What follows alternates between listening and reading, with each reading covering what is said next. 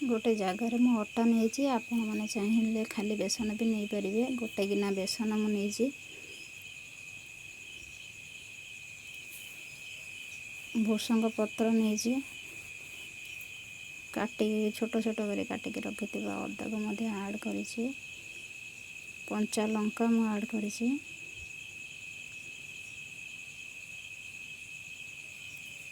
छोट छोट कर काटिक रखि आलू को ऐड कर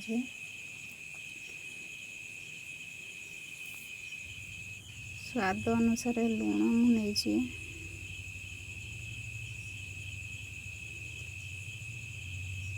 को पानी दे भल से गोले नहीं गोले की मो साइड रखिनेबी।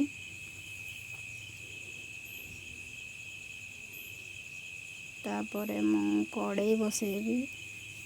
कड़ाई बसैला पर कड़ाई गरम होला पर तेल मुझे तेल गरम होला पर मु फास्ट गोटे पकुड़ी छाणी कहीं मु निआरे पकेबी ताकू आग रोषे करिया पूर्व आम किसी चुल्ली के खाइबा को दे था। आपण मैंने केबे एमिति करिसेंती कमेंट माध्यम रे जणांतु। तो दे सारे पकई सारा पर निआरे मु से पकुड़ी को तापर पकुड़ी छाणिया स्टार्ट कली।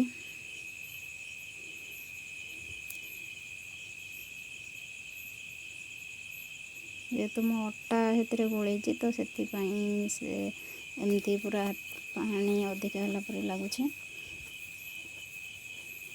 देखो ये केमी मो पकुड़ी आसला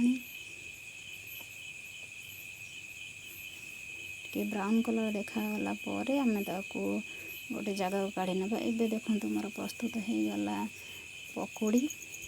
आपण मानक मो वीडियो भल लगी गोटे लाइक करेंगे।